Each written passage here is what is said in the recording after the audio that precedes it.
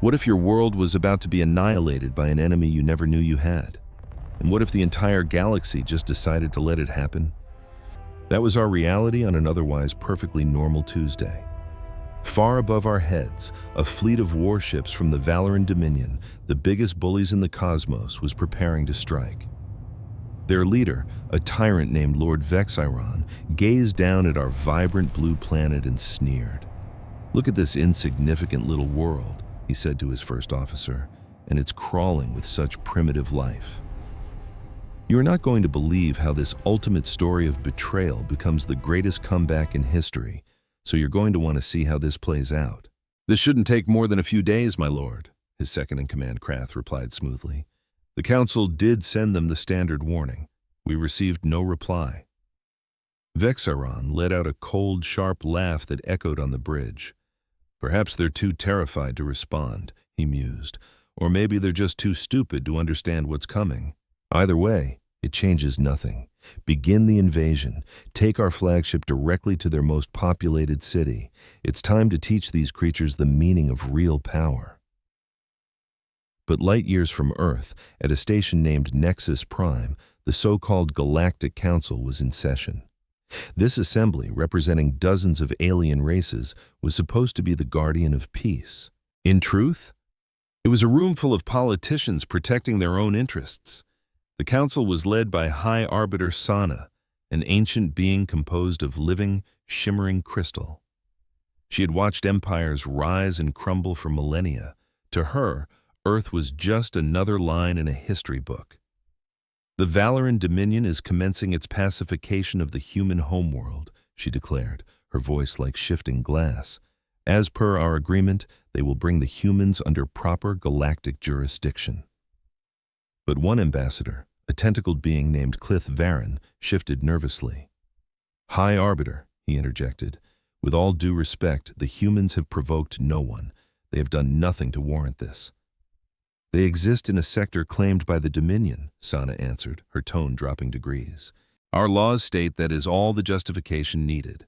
Besides, they are a mere Level 2 civilization. They've just barely managed to land a few robotic probes on their own moon. They are a threat to absolutely no one, and honestly, they will likely be better managed under the Dominion's control." "But what if they fight back?" Clith Varen insisted. Sana's crystalline form pulsed with a cold, dismissive light. "Then they will learn the price of defiance, just like every other primitive species before them." No one else in the Grand Hall spoke a word. A few secretly agreed with her, but most were simply too afraid of the Dominion to stand up for a planet they couldn't even find on a star chart. And with that, as the rest of the galaxy turned a blind eye, the final countdown for our world began. The lead Valoran ship sliced through Earth's atmosphere at exactly 11:47 a.m. Eastern Time. It was a terrifying sight, almost a mile in length and shaped like a massive, sharpened claw. Its hull was a dark, non-reflective metal bristling with weapons, and its shields could shrug off anything the known galaxy could throw at it. It moved with a slow, deliberate arrogance as it descended on New York City. The Valorans weren't just attacking, they were putting on a show. They wanted us to see them. They wanted us to feel powerless. And it was working. Millions of people froze in the streets, their faces turned upward in stunned silence. They watched this impossible shadow blot out the sun, felt the deep vibrating hum in their bones, and smelled the strange metallic tang of alien technology burning through the air. But fear wasn't the only thing brewing that day. Deep within the Pentagon, top generals were clustered around screens, staring in disbelief at the alien vessel. The President of the United States was on a secure video call, his face pale, but his voice firm. "Tell me what we have," he demanded. "That can even make a dent in that thing." General Morrison, a woman with steel-gray hair and a gaze that could cut glass, simply shook her head. "Sir, our entire arsenal was built to fight other humans. Our most powerful missiles would shatter against its shields like pebbles." Then, a quiet voice piped up from the back of the war room. "So maybe we should hit it with something that wasn't designed as a weapon," suggested a young lieutenant named Chen, who, up until this morning, was just in charge of satellite communications, something they'd never see coming. "What are you getting at, Lieutenant?" Chen brought a file up on the main display. 3 months ago, we launched a new satellite. It's an orbital mining platform with industrial-grade lasers designed to break apart asteroids for resource collection. The power output is off the charts, but it's never been tested in a combat scenario. General Morrison looked skeptical. "Can we even target a moving ship with that thing from orbit?" "I don't know, ma'am," Chen admitted honestly, "but I might know the one person who can." Hundreds of miles away, in a small San Francisco apartment, a brilliant engineer named Dr. Sarah Park was watching the news, her heart pounding. She was the one who wrote the satellite's targeting software. Just then, her phone buzzed. A grim, official voice on the line told her that the survival of the human race depended on her. She didn't hesitate. "Tell me what you need," she said. What happened next was the most intense 36 hours in human history.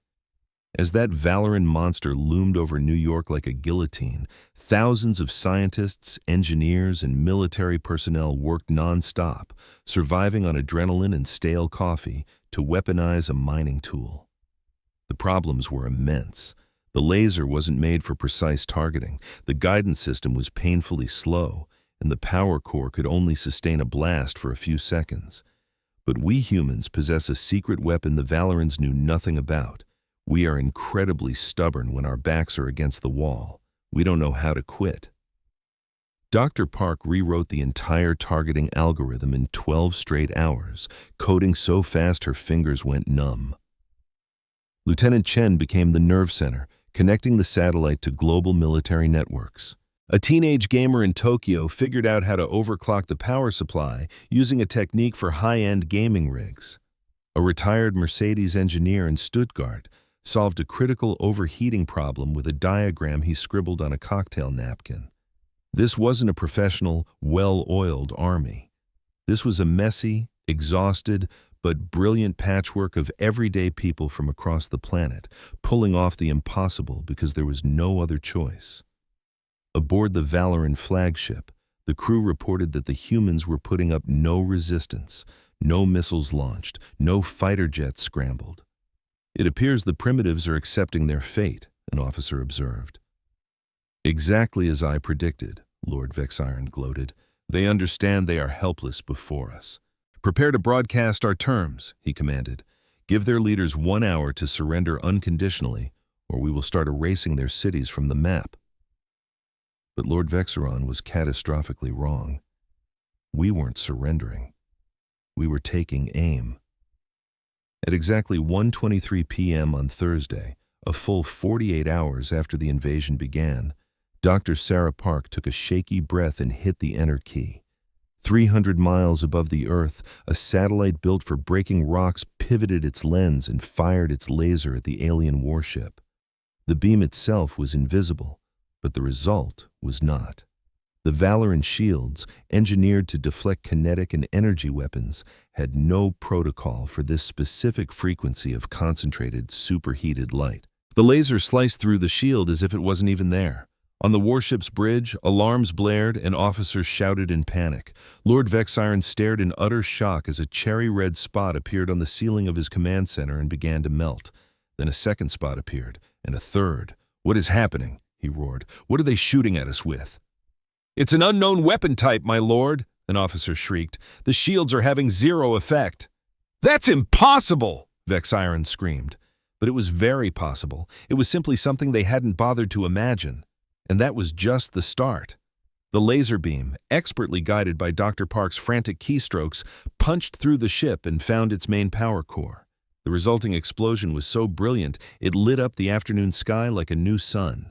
That enormous ship, the pride of the Valoran Armada, tumbled out of the sky like a wounded hawk. It crashed into the Atlantic Ocean about 30 miles offshore, sending up a colossal wave that miraculously caused no major damage. For a few long moments, the entire planet held its breath. And then, in every city, in every home, a global cheer erupted. Back on Nexus Prime, news of the flagship's destruction hit the Galactic Council like a thunderclap. High Arbiter Sana convened an emergency session, her crystal form flickering with agitation. "Someone explain this to me now," she demanded of her aides. "How did a primitive race destroy a Dominion dreadnought?" A small reptilian aide brought up the sensor data. "It appears, High Arbiter, they weaponized a piece of mining equipment. The frequency that human laser used, it's not in any of our military records. Our shield technology was completely defenseless against it." "And tell me, how long did this adjustment take them?" Sana demanded, her voice strained. "Approximately 36 of their planet's hours, High Arbiter." The words hung in the air, stunning Sana into silence. In her thousands of years of life, she had never witnessed a species adapt so rapidly when facing annihilation. It had taken the Valorans centuries to master their shield systems. The humans had figured out a way around it in less than 2 days. "This changes nothing," she finally declared, but the usual iron certainty in her voice was gone. "One lucky hit doesn't mean they can win this war. The might of the full Dominion fleet will still crush them." But Ambassador Clith Varen had his doubts. He'd spent years observing humanity, captivated by these chaotic and unpredictable beings from the galaxy's edge. He'd immersed himself in their culture, their art, and their science. And through it all, he'd learned something the High Arbiter and the entire Dominion had failed to understand. You never truly see how clever or how dangerous humans can be until you've pushed them into a corner. Back on Earth, a woman named Admiral Chen stood before the United Nations. She was a small woman with short gray hair, but her gaze was sharp enough to cut glass. Just a few weeks ago, she was picking out a place to retire. Now, she was tasked with saving the entire world. "We won the first battle," she said, her voice steady and calm. "But this war is far from over. The Dominion has hundreds more ships just like that one. We only took down a single vessel. Now they'll be angry, and they won't be so careless again. We can't rely on the same trick working twice." "So what's our next move?" asked the Chinese representative, his voice tight with anxiety. "We do what our species has always done best," she replied. "We adapt, we innovate, and we absolutely refuse to go extinct." A map of the globe lit up the screen behind her. As of right now, every factory on this planet is making weapons. Every engineer is now a weapons engineer. Every scientist is working on a way to fight back. We don't have the time to build a proper military, so we're going to have to build an improper one. "That's not a plan," the Russian representative shot back. "That is sheer desperation." "Yes," Admiral Chen confirmed, her eyes like bits of flint. "It is, but desperation is a feeling humans know very well, and it's an emotion our enemies have no concept of." She scanned the faces of the world's leaders, seeing a mix of fear, hope, and raw determination looking back at her. "The Valorans think they know us. They see us as weak, primitive, an easy victory. They are about to discover just how wrong they are." Thousands of miles up, in the cold silence of space, Lord Vexeron stared at the floating wreckage of his warship and felt something he hadn't experienced in centuries: doubt. The humans had surprised him. That was never supposed to happen. He keyed open a channel to the entire fleet. "All ships, prepare for a full-scale assault. There will be no more chances. There will be no more mercy. Scorch their cities from orbit. Tear their satellites apart. Wipe them out." His officers answered with a roar of bloodthirsty approval. They were eager to get revenge for their lost comrades. They didn't share the flicker of doubt their commander now felt. To them, victory was still a sure thing. They had no idea how mistaken they were. Over the next 7 days, the Valoran fleet hammered Earth with every weapon they had. They bathed cities in plasma, flattened military bases, and cleared the skies of satellites. They claimed millions of innocent lives and left scars on the planet that would last for generations. But they did not conquer Earth. They didn't even come close. Because every time the Valorans thought they had the humans figured out, the humans changed the rules of the game. Every time they created a countermeasure for a human weapon, the humans invented something totally new. Every time they destroyed a human base, another one would pop up somewhere completely different. The humans fought back using modified mining equipment and turned commercial airliners into makeshift bombers. They unleashed computer viruses and hijacked the Valorant's own communication networks. They set up clever traps, devastating ambushes, and even flew suicide missions. They fought with weapons no Valorant could have ever dreamed up, because no Valorant had ever faced the threat of total extinction that sparked such desperate invention. A farmer in Brazil jury-rigged his crop-dusting drone to drop explosives on a Valorant transport. A group of teenage hackers in Ukraine broke into the Valorant comms network and broadcast fake orders, causing 2 capital ships to crash into each other. A physics student in India figured out how to disrupt Valorant teleporters using gear she scavenged from a ruined hospital. On their own, none of these small victories was a game changer, but added up, day after day, they started to inflict real damage. The Valorants would lose a ship here, a shuttle there, and an entire squad of soldiers somewhere else. Their invasions started to stall, their confidence began to crack, their uncertainty started to grow. On the 7th day, Lord Vexeron got a report that sent a shiver down his spine. He had started this invasion with 50 capital ships. He was now down to 39. 11 ships just gone, lost to a species that couldn't even travel between its own planets. 11 ships beaten by creatures the Council had called primitive. 11 ships taken out by a people who should have been surrendering on day 1. Lord Vexeron stood on his bridge, looking down at Earth. The planet just kept on spinning, a defiant ball of blue and green. Its people were still fighting, still dying, and still refusing to give up.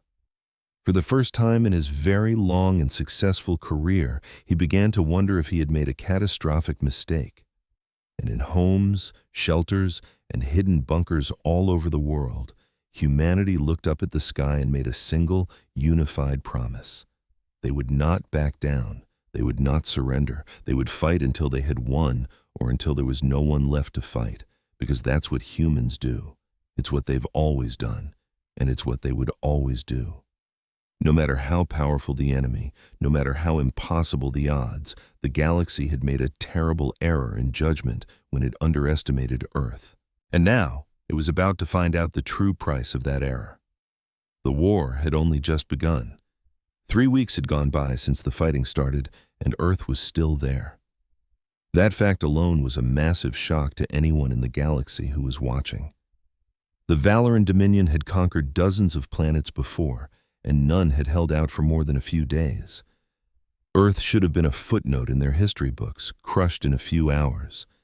Instead, it had become a nagging problem that just wouldn't disappear. On the Galactic Council station at Nexus Prime, the delegates came together for another emergency meeting. It had become a daily event. What started as a simple mission to subdue a primitive world had now become a full-blown crisis.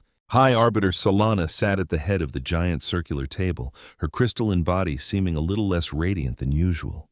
She hadn't had a proper rest cycle in days. This whole Earth business was creating headaches she had never anticipated.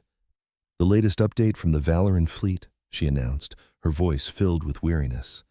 "They have lost another 11 ships this past week. Their ground troops are unable to secure any lasting footholds on the planet. The invasion is..." She trailed off, searching for the right word. "Stalled," Ambassador Keithforn supplied. His tentacles slowly coiled and uncoiled, a sign that he was thinking deeply. "The invasion is at a standstill, and every person in this room knows it." Councillor Threshnak of the Hegemony shifted his massive, armored body. His people were famous for their military genius, and he had been analyzing the situation on Earth with a professional's sharp eye. "I have been studying the humans' tactics," he rumbled. "They are not like anything I have ever encountered. They don't follow any known rules of engagement. They have no clear chain of command. They don't even use the same weapons from one fight to the next." "That just sounds like total chaos," another counselor scoffed. "That should make them simple to defeat." "No," Threshnak corrected him. "That is what I thought at first, too. I was wrong. Their chaos is not their weakness."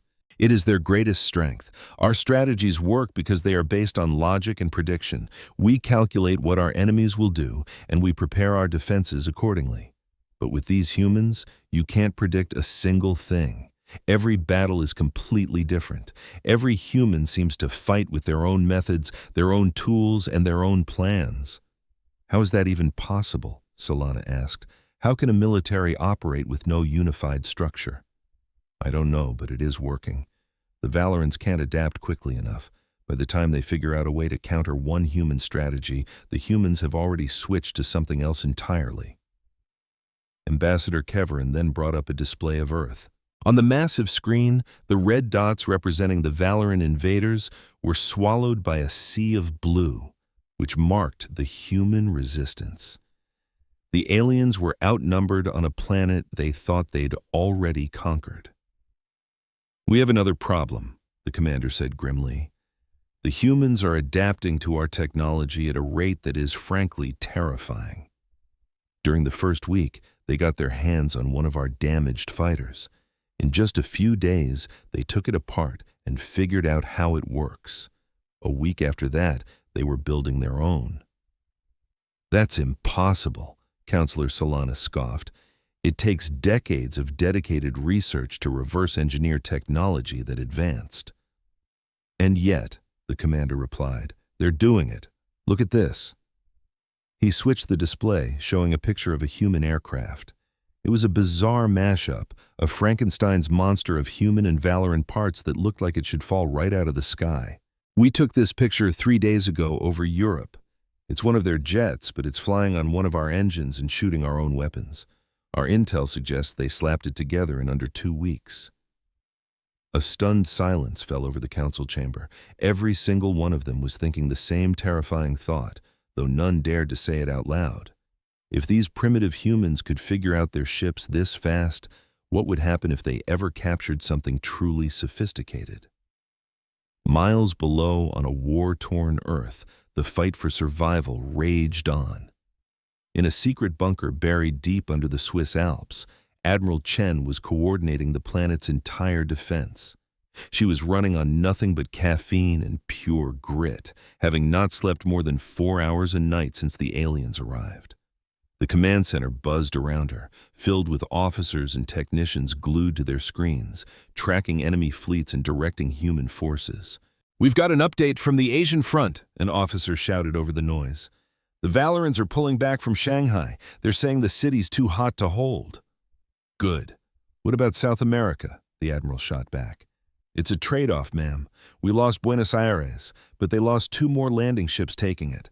They're paying for every single inch of ground in blood," the officer reported. Admiral Chen gave a grim nod. That was her whole strategy in a nutshell. Make every single victory so costly for the invaders that it felt like a defeat. Humanity didn't have the technology to fight them head-on, but they could bleed the all-powerful Dominion, one ship at a time, until they finally gave up and went home. The only question was whether giving up would happen before humanity was wiped out. Earth was bleeding too. Entire cities had been turned to rubble. Millions were dead. Every resource was stretched thin. They couldn't keep fighting a war of attrition forever. "Admiral," another voice cut in, "we've got a priority 1 message from the Seoul Research Division. They're saying they've had a breakthrough." "What kind of breakthrough?" she demanded, her voice sharp. "They claim they can disrupt Valorant shields using a modified cell phone signal. If this works, our soldiers could knock out their shields with equipment they can carry in a backpack." For the first time in what felt like a lifetime, Admiral Chen felt a tiny, hopeful smile flicker across her face. This was the one thing the galaxy never seemed to get about humans. They weren't the strongest species out there. As it turned out, humanity's secret weapon wasn't superior intellect or brute force. It was the wild, desperate creativity that kicks in when you're backed into a corner, something the invaders could never have predicted.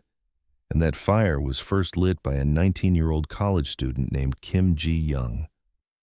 She was studying telecommunications when the sky literally fell and her world came to an end. Hiding in a dark basement as Valorant bombs leveled her city, she noticed something strange.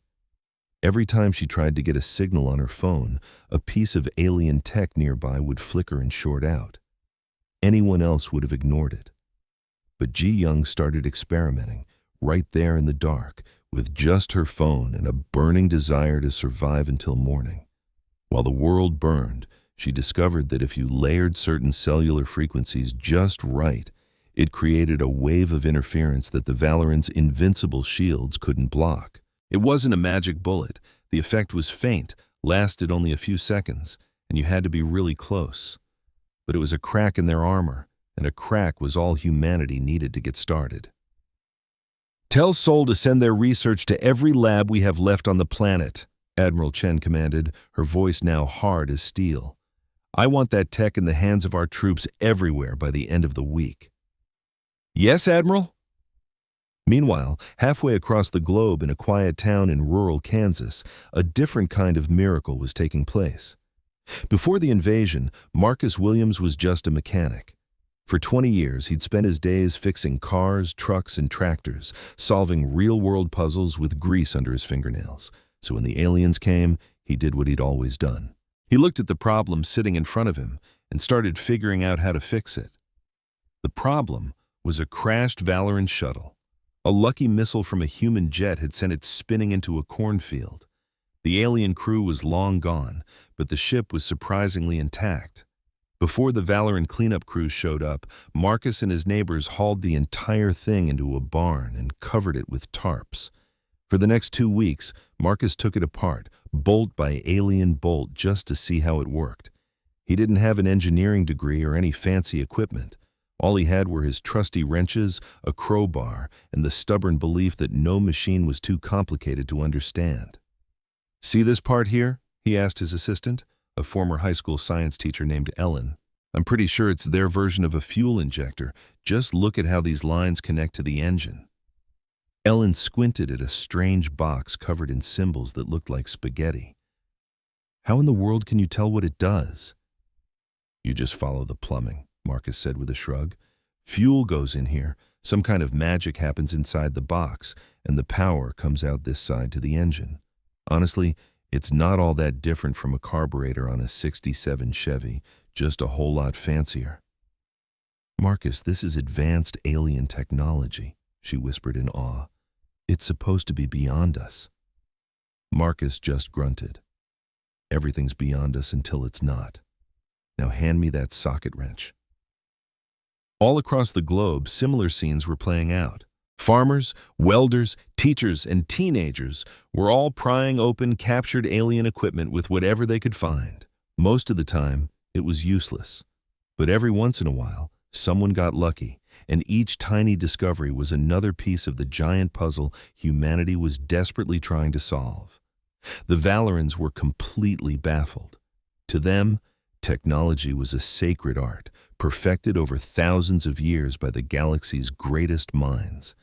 The idea that a bunch of grease monkeys and amateurs could reverse engineer their best gear with nothing but basic tools and common sense was unthinkable. Lord Vexerin stood on the bridge of his flagship, staring at the latest damage reports. He had never lost this many ships in a single military campaign. He'd never faced an enemy that was so annoyingly unpredictable. "My lord," his tactical officer interrupted nervously, "the humans have deployed a new weapon in Europe. It appears to be disabling our personal shields for a few seconds at a time." "How is that possible? Our shields are perfect." We don't know, my lord. Our engineers looked at the devices. They're a complete mess of primitive human parts. They shouldn't even work." Lord Vexerin slammed his fist on the arm of his command chair. "These creatures have barely figured out how to leave their own moon. How are they creating counters for technology they shouldn't even be able to understand?" His officer stood frozen in silence. He had no answer. Back on the Valoran homeworld, an ambassador named Keth Varen was having a very different conversation with his sharp-witted young aide. Her name was Thelvora. "I've been studying human history," Thelvora said, "trying to figure out how they think. I believe the Dominion missed something critical in our assessment." "And what would that be?" "Humans have a unique approach to warfare. Most species fight logically, using established strategies. Humans seem to treat war like a creative art project.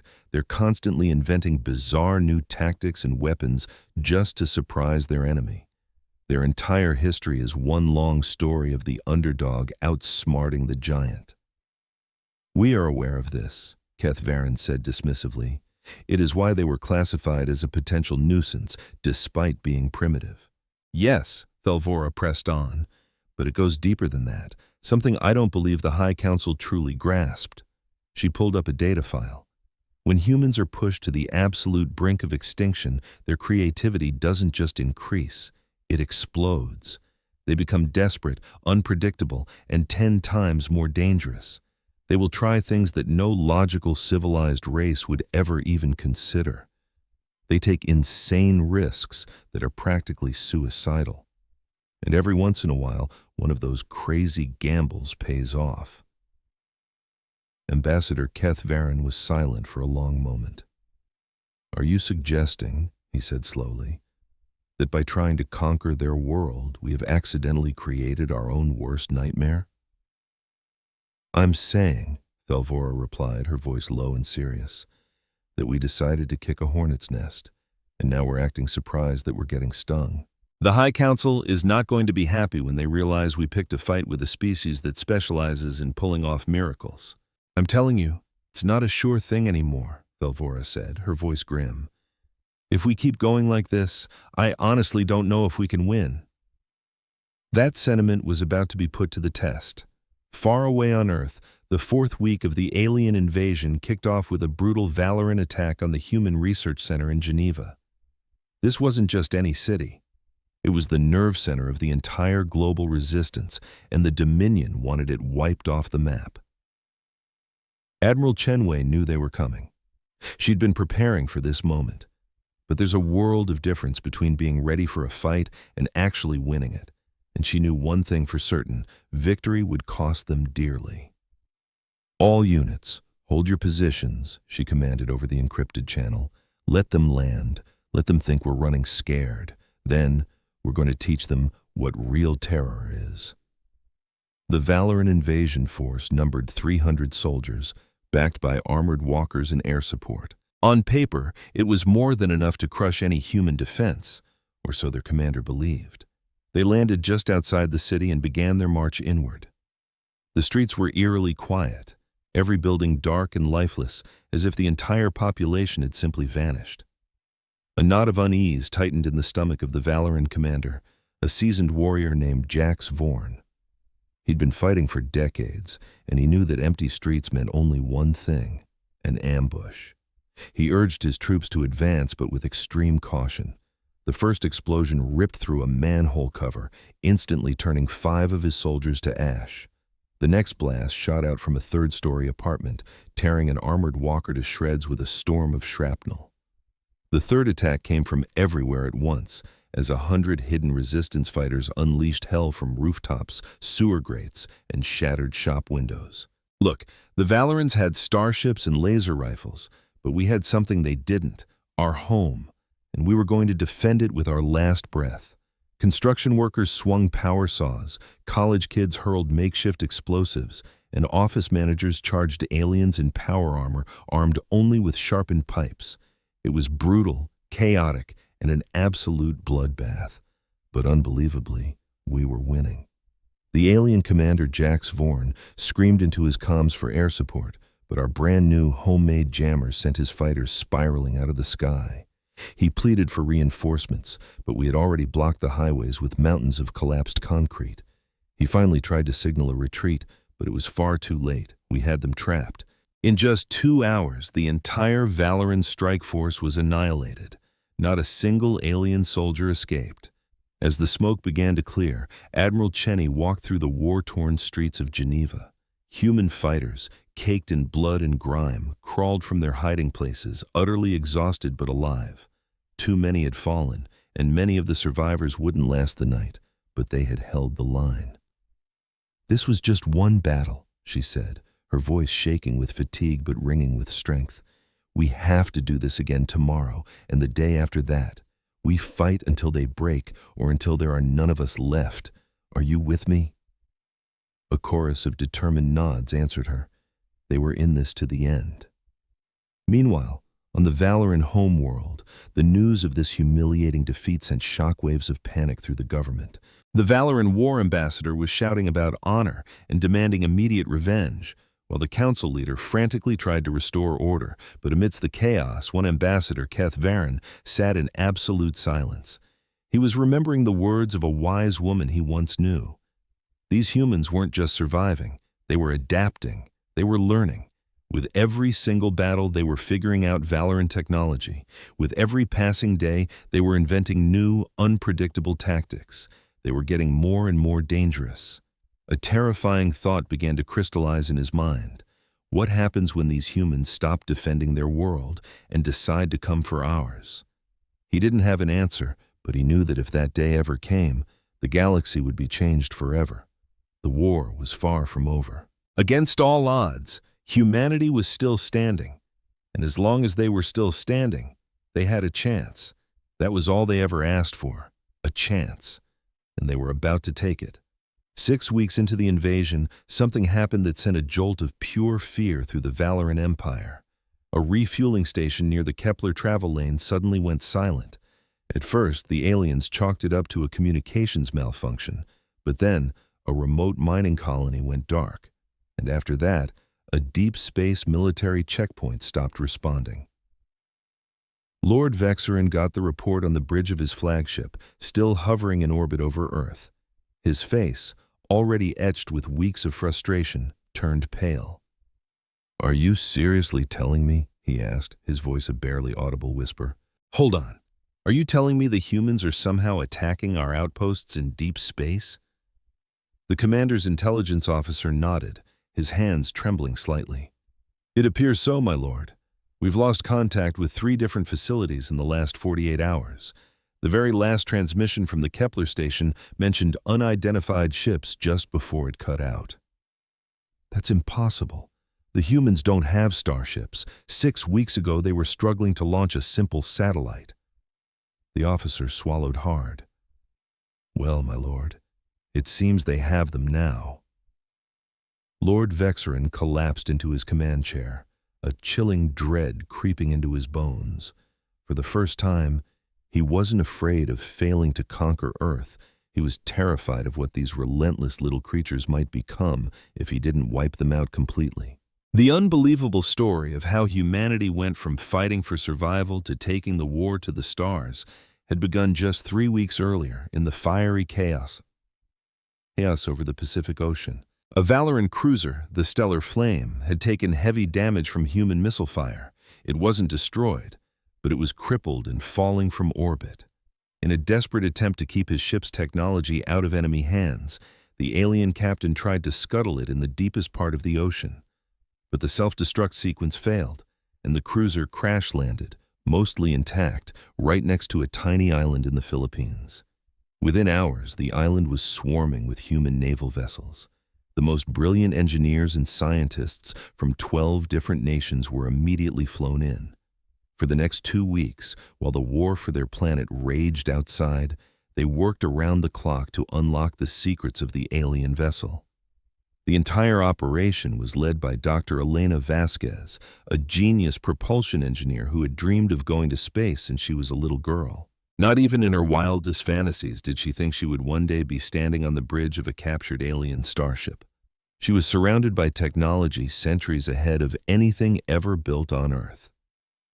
"This isn't magic," she told her team on day 1. "It only feels like magic because we don't understand the science yet. It still has to obey the laws of physics. Our job is to figure out what those laws are." It was a monumental undertaking. The alien computer systems were based on a logic that was completely bizarre to them.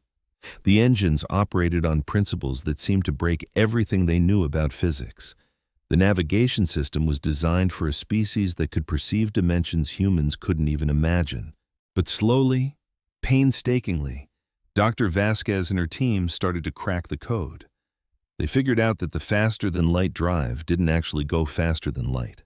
Instead, it literally bent space-time around the ship, creating a tunnel through the fabric of the universe. It was a concept human physicists had only ever theorized about, but here it was, a working model. The weapon systems were surprisingly straightforward.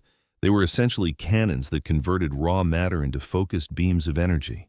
The shields were just incredibly dense pockets of manipulated space. The targeting computers could lock onto a target millions of miles away. It was all mind-blowing, but it wasn't beyond their ability to understand. "We can fly this thing," Dr. Vasquez's exhausted voice said over the encrypted channel after 2 straight weeks of non-stop work. "The cockpit is made for something with more arms than us, but we can rig it to work. Just buy me 1 more week, and I'll have her ready to see the stars." Miles below the Swiss Alps, in her command bunker, Admiral Cheney stared at the message on her data pad. For a long, silent moment, the words just swam in front of her eyes. "They did it. They actually did it," she whispered, a slow, tired smile spreading across her face. Then her voice became steel. "Get me a secure line to the United Nations. It's time to have a talk." That talk was a 6-hour-long argument. Leaders from every country on Earth yelled, debated, and pleaded about what to do with their miraculous prize. Some wanted to park it in orbit as a planetary shield. Others wanted to take it apart, piece by piece, to reverse engineer the tech and build a whole fleet of their own.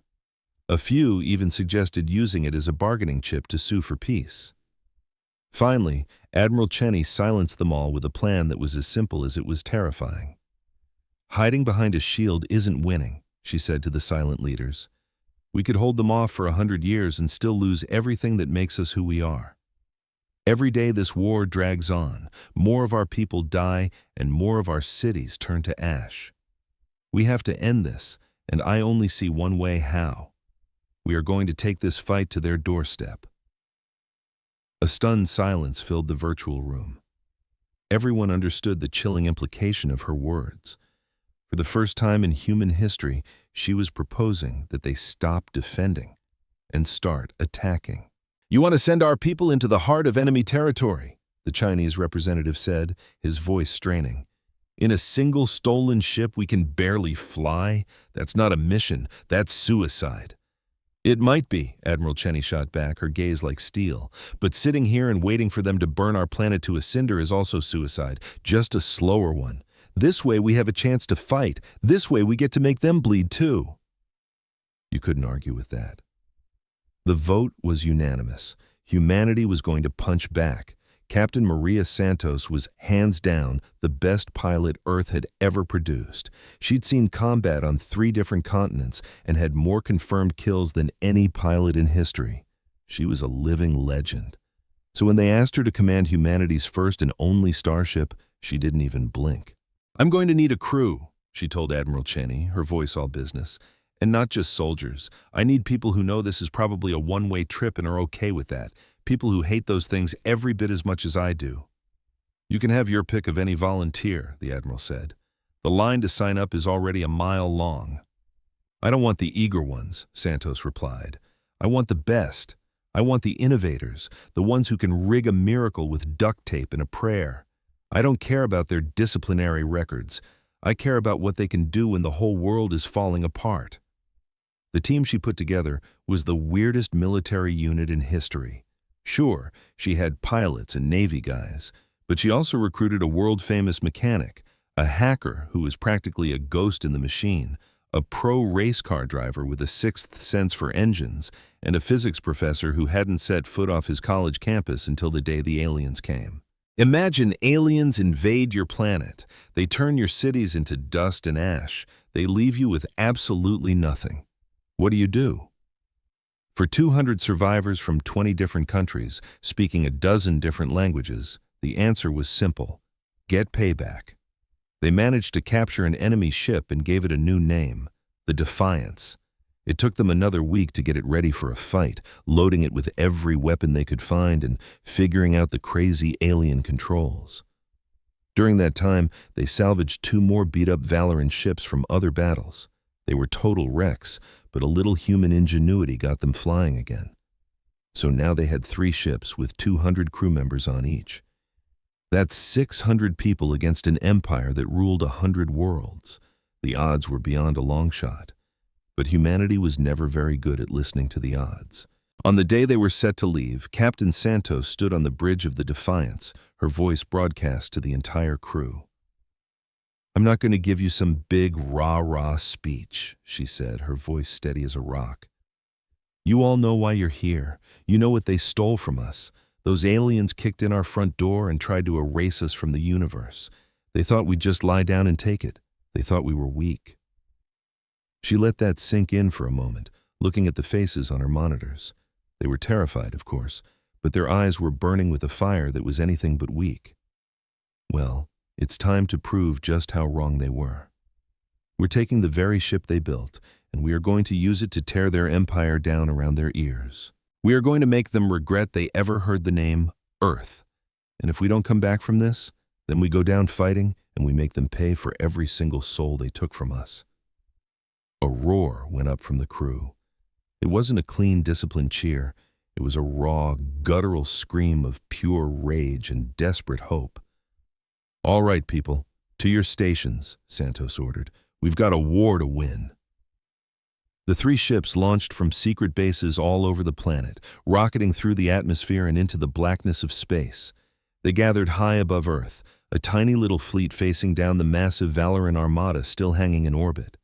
The alien commander, Lord Vexarin, saw them appear on his sensors. He could have wiped them from existence with a single command. His fleet outnumbered them at least 10-1, but he paused. Maybe it was a weird sense of curiosity. Maybe it was a flicker of respect for a species that just refused to die. Or maybe, just maybe, it was a cold sliver of fear that these tiny humans were actually crazy enough to be a real threat. For whatever reason, he let them go. And that one moment of hesitation would end up costing him everything. The Defiance and its sister ships, now named the Vengeance and the Fury, engaged their faster-than-light drives and vanished. Their first stop was a Valoran supply depot at the Kepler transit point, basically the main gas station for their entire invasion fleet. The base had some defenses, but not many. The Valorans never imagined anyone could ever attack them this deep in their own backyard. No one had ever even made it this far. Captain Santos dropped the Defiance out of hyperspace directly on top of the station, so close the defenders didn't even have time to sound the alarm. A mix of captured alien energy weapons and good old-fashioned human missiles shredded the station's shields like they were tissue paper. "Light them up," Santos said calmly, "and make damn sure not a single distress signal gets out." The whole fight was over in 12 minutes. The station was nothing but a ball of fire and floating debris, along with the 3 patrol ships that tried to save it. The Defiance had taken a few hits, but she was still ready for more.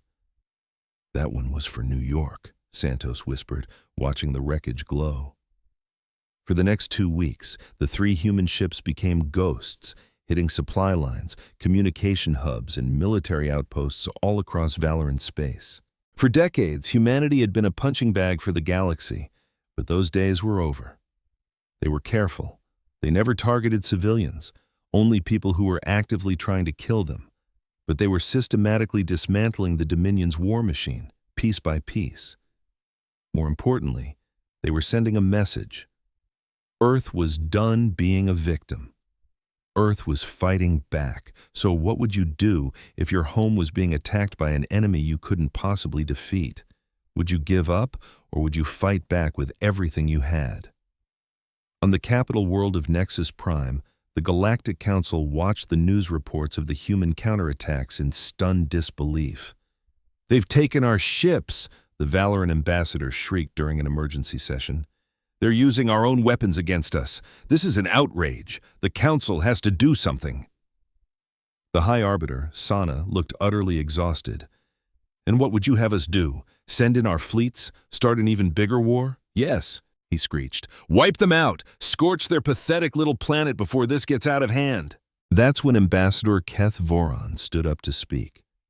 His tentacles were perfectly still, and his voice was quiet, but it brought the entire chaotic room to a dead silence. "I must object to this," he said simply. "The humans have not attacked any member of this council. They have not harmed a single person who wasn't in uniform. They are fighting for their own survival against an aggressor who invaded their home without any reason. If we attack them now, we become just as bad as the invaders." The Valoran ambassador scoffed. "They are a threat to galactic peace." "No," Keth Voran corrected him smoothly. "They are a threat to the Valoran Dominion. Let's not get the two confused." He turned to face the whole assembly. "We all made a terrible mistake when we let this invasion happen. We called the humans primitive and basically gave the Dominion our permission to conquer them. We were completely and totally wrong. They are not primitive," he continued. "They are simply different. And today, we are all seeing the price of our own arrogance." "What are you suggesting?" Arbiter Solana asked. "I'm suggesting we rethink our entire position. The humans don't want to conquer the galaxy. They just want to be left alone. Maybe it's about time we gave them their wish." The chamber exploded into chaos. Some delegates shouted in support of Keth Voran, while others screamed that the humans had to be crushed. The argument raged for hours and got absolutely nowhere. And while the politicians were busy arguing, the crew of the Defiance was getting ready for their boldest mission yet. Captain Santos stared at the star charts on her main screen, her eyes fixed on a world she'd only heard about in hushed tones on intercepted enemy channels. It was the Valoran homeworld itself, Nexar Prime, the absolute heart of the Dominion, the center of all their power. "We don't have the firepower to invade," she said to her top officers. "We can't win in a straight-up fight, but we can hurt them. We can show them that they aren't safe, not even in their own backyard. We can finally make them understand that this war isn't going to end with us waving a white flag." "That's a suicide mission, Captain," her first officer said, his voice flat. He was a former Russian submarine commander named Yuri Vulov, a man who had spent his whole life training for a war that had finally come. "The chances of us getting back from that are practically zero." "Probably," Santos agreed, not even flinching. "But if we do this, if we actually hit their homeworld, it changes the whole game. They will never, ever look at us as weak again." "What would you do if your entire world was pushed to the brink of extinction by an enemy that saw you as nothing more than an insect? Would you lay down and die, or would you fight back with everything you had?" If you're new here, hit that subscribe button, because you're about to hear the story of how a handful of heroes did just that.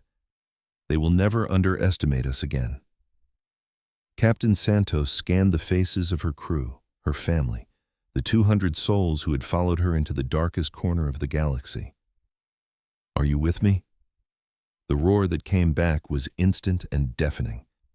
Of course they were with her. They'd been with her from the very beginning, and they would see this through to the end, whatever that might be. The Defiance adjusted its course, aiming straight for the heart of the Empire, Nexar Prime. Far, far away, on a battered and broken Earth, people clung to a sliver of hope. The counterattack was finally happening, and the galaxy was about to change forever. The planet of Nexar Prime had never once known the horrors of war. For 12,000 years, the Valoran Dominion had always waged its battles on someone else's turf, light years away from its own pristine home. The Valorans truly believed their homeworld was an unbreakable fortress, a perfect jewel box floating in the cosmos. Down on the surface, they lived in shimmering cities that scraped the sky, surrounded by art and music so breathtaking it could bring a grown man to tears. They had built this perfect life on the backs of conquered planets, and they went to bed each night absolutely sure that they were safe, guarded by the most powerful military the galaxy had ever seen. They were dead wrong. Their long, peaceful dream was about to be violently shattered. The Defiance ripped out of hyperspace at the edge of the system, a ghost appearing just outside the range of their most advanced sensors. On the bridge, Captain Santos stared at the distant star that warmed the heart of a corrupt and bloated empire. "Give me the bad news, Park," she said, her voice a quiet rumble on the silent bridge. Her tactical officer, a brilliant young woman from Seoul named Lieutenant Park, was laser-focused on her console. "Captain, this whole system is locked down tighter than a drum. I'm counting at least 50 capital ships in high orbit, and that's not even including the weaponized platforms and satellite grids. Down on the planet, every major city is wrapped in a planetary shield." "And our primary targets?" Santos asked, her gaze never leaving the main screen. "Fleet Command is dug into the northern continent. The main shipyards are in orbit on the far side, and their biggest weapons lab is buried miles underground, right beneath the capital city. Each one is a fortress inside the main fortress." Captain Santos let a small, grim smile cross her lips. This was exactly what she expected. The Valorans were thorough, but they were also incredibly predictable. They had built their defenses to stop a massive fleet using by-the-book tactics. They had never, in a million years, imagined they'd have to stop a small group of desperate, unpredictable humans who had absolutely nothing left to lose. "Signal the Vengeance and the Fury," she commanded. "Tell them to get into position. We hit them in 6 hours." The plan was beautiful in its simplicity and terrifying in its danger.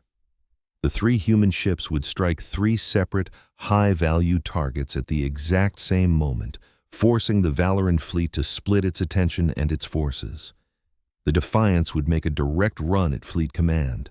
The Vengeance would go after the orbital shipyards. And the Fury had the craziest job of all: fly in hot, make a ton of noise, and draw as much enemy fire as possible. It was a plan that relied on perfect timing, an insane amount of courage, and a whole lot of luck. Captain Santos stared at the star chart, a heavy feeling in her gut telling her that not all of her ships, maybe not even her own, were coming home from this. This was a one-way trip for some of them, a final, desperate prayer that could either save humanity or get them all wiped from existence. But if it worked, it would turn the entire war on its head. For 6 agonizing hours, the crews on all 3 ships ran their final checks, their hands moving over weapon systems and shield controls one last time. They recorded messages for the families they had left behind on Earth, whispering goodbyes to loved ones a whole galaxy away. Some faced the coming storm with a grim calm, while others fought to keep their hands from shaking. But every single one of them knew that in just a few hours, their names would be written in the history books, either as heroes or as casualties. Then, right on cue, the trap was sprung. The Fury exploded out of hyperspace, appearing right in the middle of the enemy's main defensive fleet and immediately opening fire on the closest warship. The goal wasn't to destroy it, but to make a massive scene, and it worked like a charm. "We've got their attention," Lieutenant Park's voice crackled over the comms on the Defiance. "About 30 ships are breaking off to go after the Fury. They're thinning out the planetary defenses." "That's our signal," Captain Santos said, her voice as steady as rock. "Full speed ahead to Nexar Prime. Let's give them a day they'll never, ever forget." The Defiance shot toward the planet like a bullet from a railgun. Alarms blared across the Valoran defense network as they finally figured out what was happening. The warships that had stayed behind scrambled to intercept, but they were too late, caught completely off guard by the sheer, suicidal nerve of the attack. On the bridge, First Officer Vulov watched the tactical display, a hint of cold, professional respect in his eyes. "They never dreamed anyone would be crazy enough to attack their homeworld directly," he muttered. "Their entire defense grid is set up for a fleet-on-fleet battle, not a single ship on a kamikaze run." "That's exactly why it's going to work," Santos shot back. "All weapons, fire at will, target Fleet Command." The Defiance's cannons, a wild mix of stolen Valoran tech and raw human ingenuity, roared to life. Beams of pure energy and swarms of missiles rained down on the military headquarters covering the northern continent. The planetary shields flared, holding strong against the first wave, and the second, and the third. But these shields were designed to stop standard weapons. Dr. Park's new shield-disrupting technology, perfected over weeks of bloody trial and error, was anything but standard. "Shield disruption is active," Lieutenant Park yelled over the noise. "Their defenses are flickering." "Hit them again," Santos commanded. "Give them everything we've got." The fourth volley of fire ripped through the weakened shields like they were made of tissue paper. Massive explosions tore across the Fleet Command complex, shredding buildings and vaporizing infrastructure that had stood for 1,000 years. A deadly chain reaction started as ammo dumps cooked off, sending giant fireballs rolling across the compound. Down on the surface, Valoran civilians stared up at their sky in total, horrified disbelief. This wasn't supposed to happen. The enemy wasn't supposed to be here. Their home was supposed to be untouchable. In the capital city, Supreme Commander Thraxerin watched the reports pouring in, a cold dread creeping into his very bones. He was the highest-ranking military officer in the entire Dominion, the sworn protector of the homeworld, and he was failing on a spectacular level. "How did one ship get past our defenses?" he bellowed at his terrified staff. "How did they bypass our entire network?"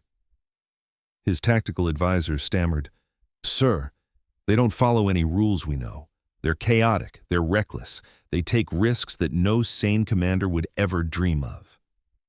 "They're not taking risks, they're insane!" Thraxerin screamed back. The advisor paused for a second. "Perhaps, sir, but they are also winning." On the far side of the planet, the Vengeance was methodically tearing the orbital shipyards to shreds. These colossal space stations were the heart of the Dominion's military might, the very place where their unstoppable warships were built and repaired. Captain James Okonkwo, a former Nigerian naval officer who had dreamed of a moment like this his whole life, stood proudly on the bridge of the Vengeance. This wasn't exactly the glorious command he had once pictured, but the dream felt very real right now. "Focus all fire on the main construction bays," he ordered, his voice booming with authority. "If we can gut their manufacturing, they won't be building any new fleets for at least a decade." The Vengeance's weapons turned the shipyards into a cosmic shooting gallery. Half-finished dreadnoughts exploded in their construction docks. Swarms of automated drones vanished in silent flashes of light. The massive structural supports groaned, then buckled, collapsing in on themselves and sending a blizzard of deadly shrapnel spinning out into orbit. "Multiple secondary explosions, Captain," his weapons officer cheered. "The shipyards are falling apart." "Excellent," Okonkwo said, a grim smile finally touching his lips. "Absolutely excellent. Now let's get out of here before their friends show up." The Vengeance banked hard, leaving the fiery wreck of the enemy's industrial power behind as it raced for the safety of deep space. A few remaining defense ships tried to give chase, but they were like angry flies, too far away and too slow to stop the human ship before it disappeared into hyperspace. The Fury, however, was out of time and out of luck. Captain David Chen had known from the very beginning that his mission was a sacrifice. He had signed up for it anyway, because his life and the lives of his crew was the price they had to pay for the others to succeed. Now, his ship was trapped, getting pounded by a dozen enemy warships. The shields were gone, the engines were failing. His crew, they were gone too. "Captain," his communications officer whispered, her face covered in blood. "The Defiance and the Vengeance, they're away clean." A weak, tired smile crept across Chen's face. He could feel the life draining out of him from the shrapnel in his chest, but it didn't matter now. He'd done his job. He'd given them the window they needed. "Good," he whispered. "That's all that matters." He tried to bark one last order. "All hands, brace for—" But the words faded. The Fury's core went critical, and the battleship vanished in a silent, blinding flash of light. Aboard the Defiance, racing from the blast zone, Captain Santos saw the light bloom on her screens. She clenched her eyes shut for one heart-wrenching second, imagining the 200 crew members who had just sacrificed themselves so that hers could escape. "The Fury is gone," Lieutenant Parks said, her voice choked with grief. "I know. Set a course for this rendezvous. We need to link up with the Vengeance and get our people home." "Captain, did we do it? Was it worth all this?" Santos opened her eyes and stared at the tactical display. Behind them, the enemy's capital, Nexar Prime, was in total disarray. Their central military command was now a smoking ruin. Their orbital shipyards were a mangled junkyard. Their unstoppable defensive fleet was shattered and confused, scrambling to figure out how their worst nightmare had just come true.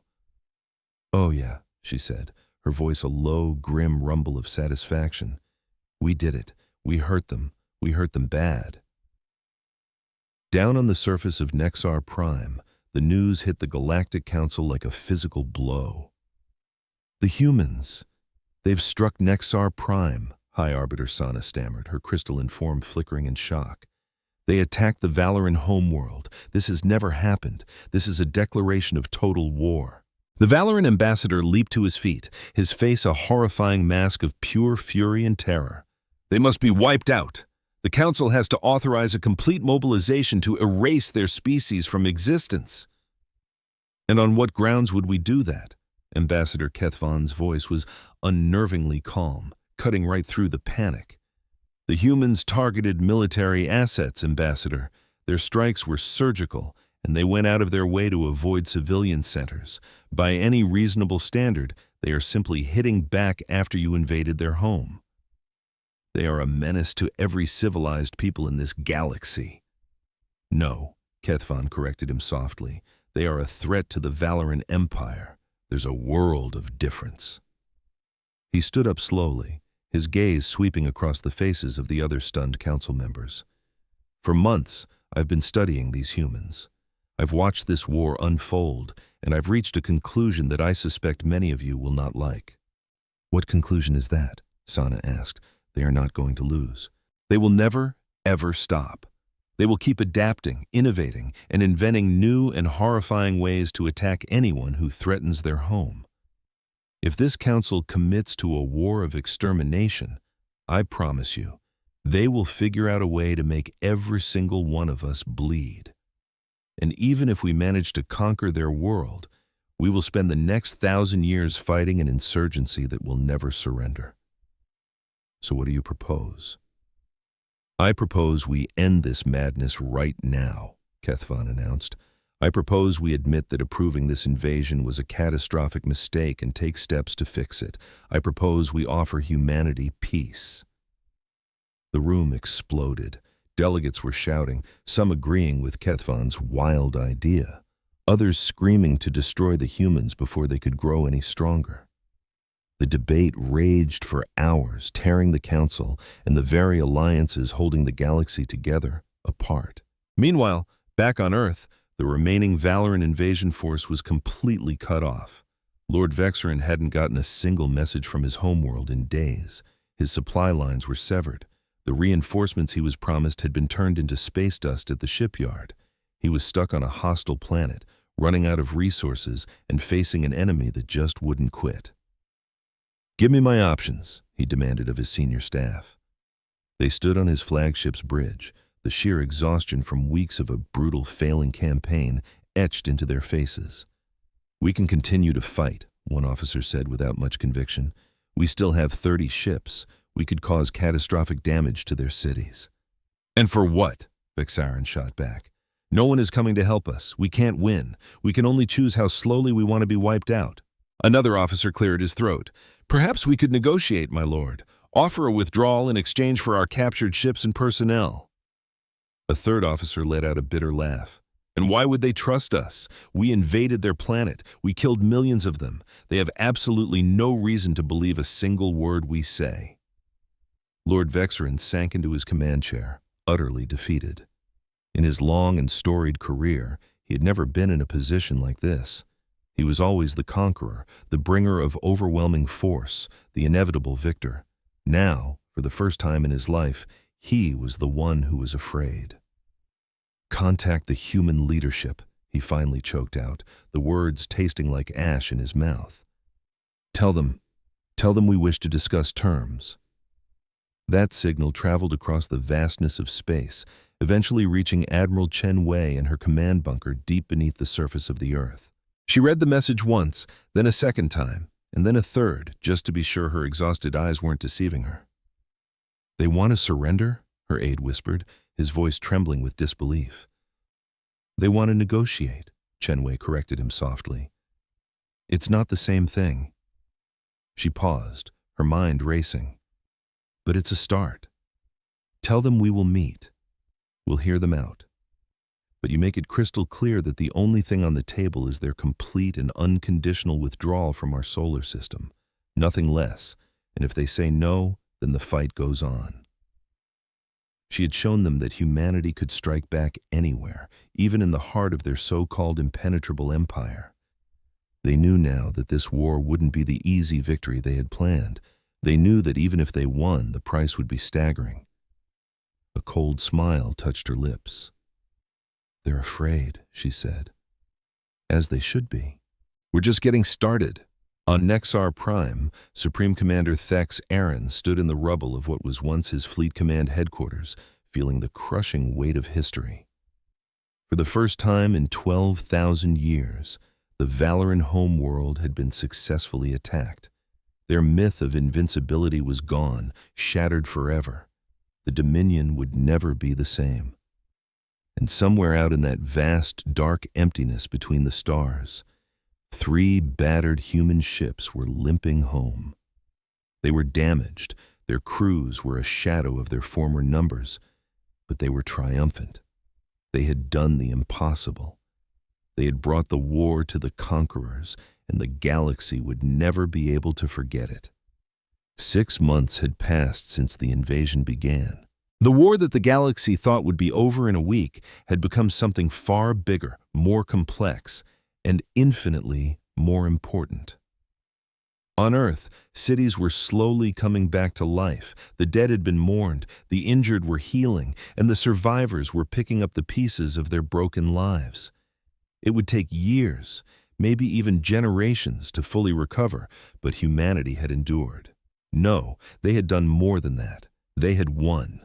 The Valoran invasion force was gone. After weeks of tense negotiations, Lord Vexarin had finally agreed to pull every last one of his soldiers and ships off the planet. In return, Earth released the Valoran prisoners of war and returned some of their less critical captured technology. It wasn't a great deal for the invaders, but they had no leverage left to bargain with. Their situation was beyond desperate. Their home world was in political chaos, and their vast empire was beginning to crack under the strain. Admiral Chen Wei stood on the observation deck of a rebuilt command center in Geneva, watching the very last Valoran dropship ascend into the sky. It rose through the clouds and disappeared into the black, taking the last remnants of the invasion away from her world forever. "It's over," her aide said quietly. "The war is over," Chen Wei agreed. "But the changes, those are just beginning. We are not the same people we were 6 months ago.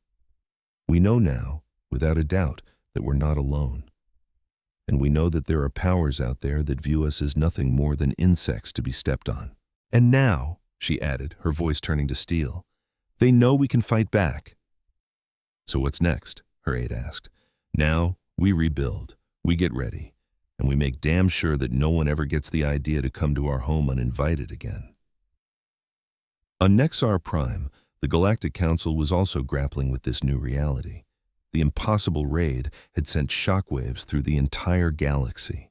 For thousands of years, the great empires had believed their core systems were sacred and untouchable. The humans had just proven all of them wrong. If a species that had barely mastered travel in its own solar system could bring the mighty Valoran Dominion to its knees, then no one was truly safe. Some species reacted with fear, pouring resources into their defenses for wars they prayed would never come. Others reacted with intense curiosity.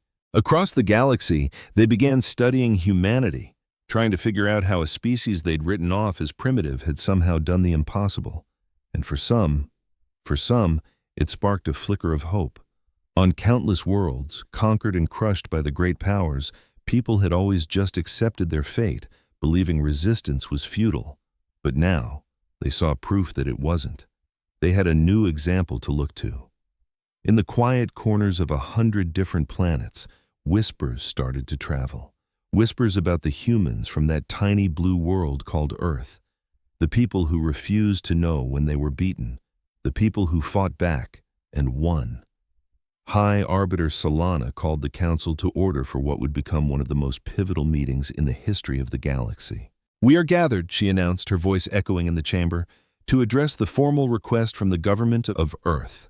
They have petitioned for recognition as a sovereign interstellar species and for a full seat on this galactic council."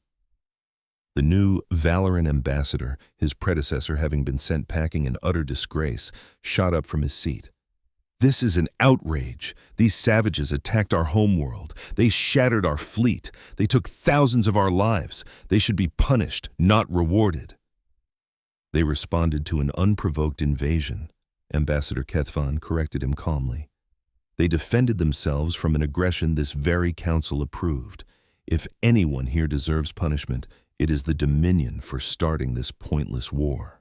The Dominion insisted it was just exercising its rights under galactic law, a law that permits the conquest of so-called primitive worlds. But that law doesn't require it. The Dominion chose to invade Earth. They chose to extinguish millions of human lives. They started the war. All humanity did was finish it. For hours the debate raged, a storm of the same old arguments and tired complaints. But slowly, almost imperceptibly, the feeling in the chamber began to change.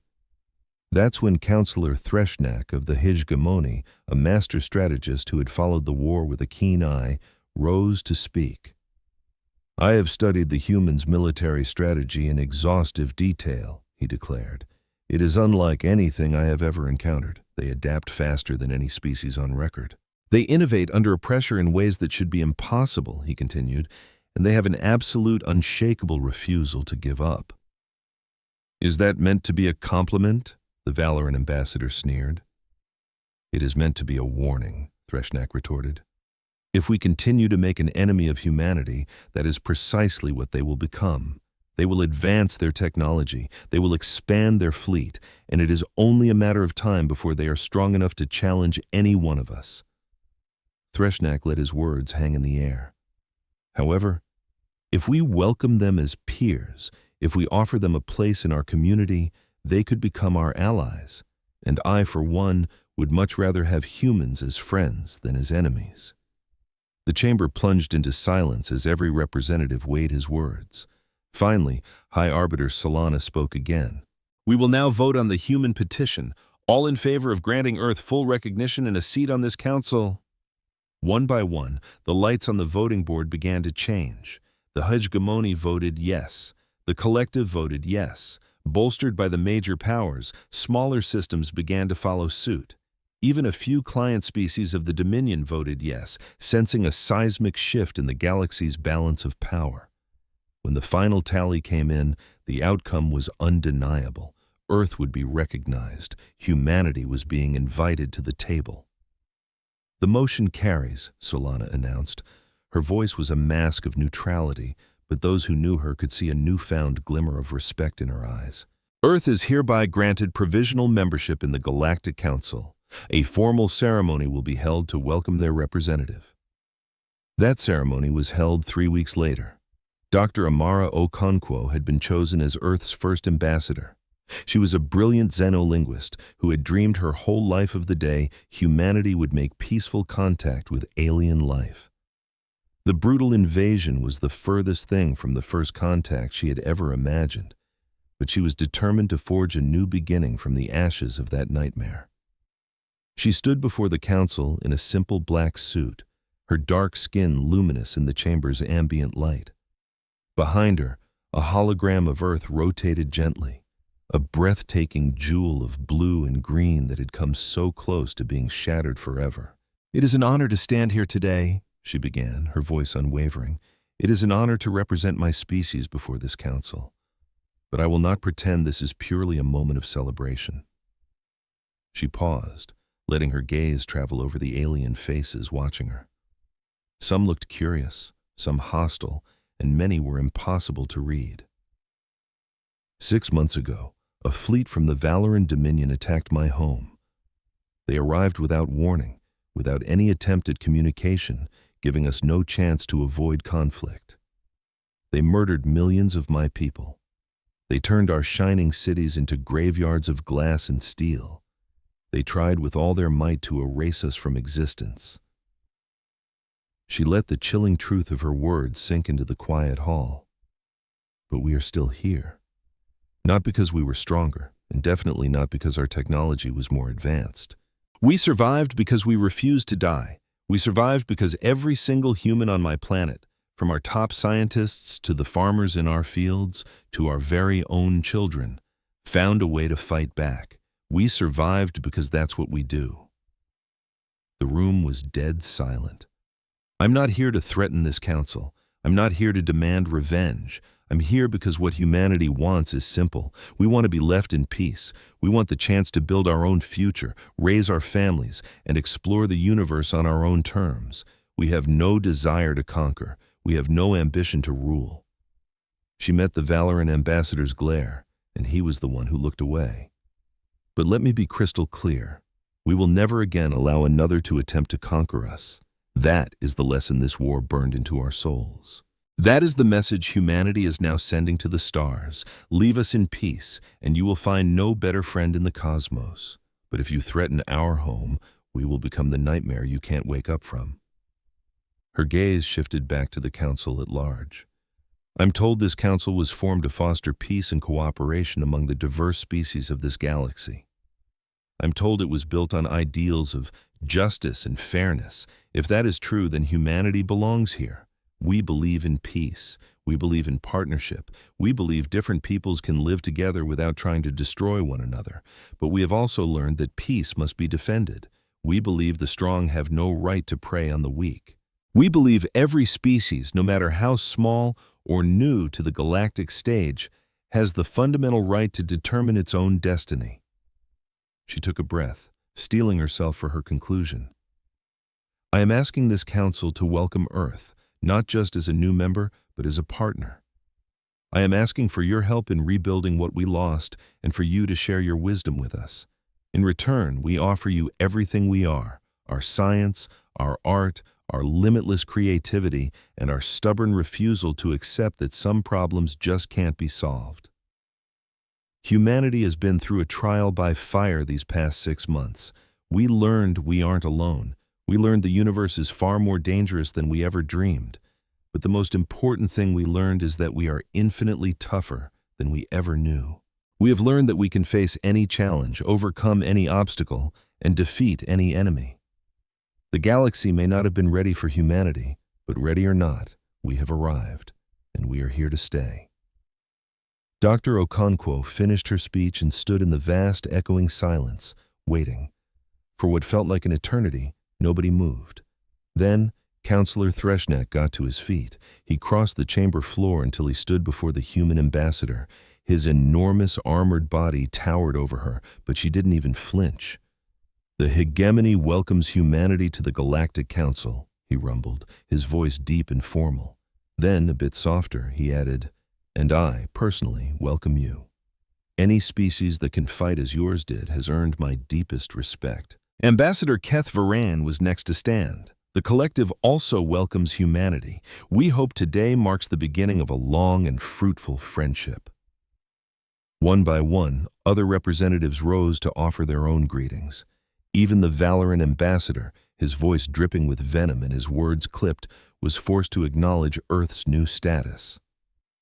When the ceremony ended, Dr. Okonkwo walked to a massive viewport overlooking the station's docking bay. 3 ships floated in the darkness, looking like scarred toys beside the magnificent starships of the other races.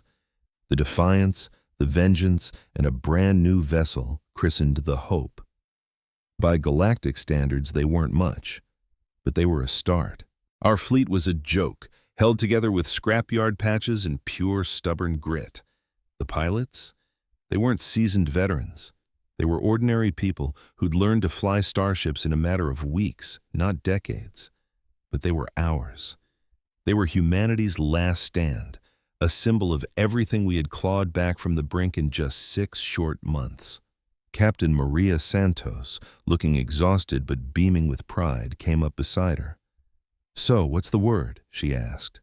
"They let us in," Dr. Okonkwo said, her voice quiet. "We now have a seat on the Galactic Council." "And you think we can trust them?" Maria pushed.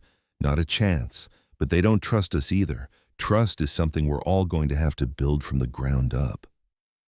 She gazed at the small collection of human ships hanging in the vast emptiness. "We've got a long, hard road ahead of us. We have to piece our shattered world back together, build a proper fleet, and raise a whole new generation of soldiers and scientists, we need to become so strong that no one would ever even think about trying that again. That's a project that'll take a lifetime, Maria pointed out. It will, Okonkwo agreed. But we humans have always been good at the long game. We've built entire civilizations from nothing that have lasted for thousands of years. We can do this. Santos gave a slow nod. I guess you have a point. We fought off a full-blown alien invasion with nothing more than courage and duct tape. I suppose building a galactic superpower should be a piece of cake after that. To her own astonishment, Dr. Okonkwo let out a real, honest-to-goodness laugh. It was the first time she'd heard that sound from herself in months. Much easier, she said with a grin. We might even get to sleep once in a while. They stood in a comfortable silence for a while, just watching the stars that had once felt so impossibly out of reach. Behind them, on the council station, a quiet panic was setting in. The new piece on the galactic chessboard had just been placed. Alliances that had stood for millennia were being nervously second-guessed. Treaties were being quietly rewritten. The balance of power, unshakable for ages, was now completely up in the air. For the first time in centuries, nobody in the galaxy knew what tomorrow would bring. Humanity had arrived on the main stage, not as conquerors, and certainly not as victims, but as equals. And at that very moment, in a little cafe in Paris, on a street that was nothing but rubble. A few months ago, a young girl looked up at the night sky and pointed. "Mommy," she asked, "can I go there someday?" Her mother smiled, a warmth filling her face as she took in everything they had fought for, everything they had saved, and all the incredible possibilities that now lay open before them. "Yes, my sweet girl," she whispered. "One day you will, and we'll all go with you." The stars hanging above them were no longer just cold, distant specks of light. They were destinations. They were promises. Humanity was finally ready to introduce itself to the neighborhood, and the universe was never going to be the same.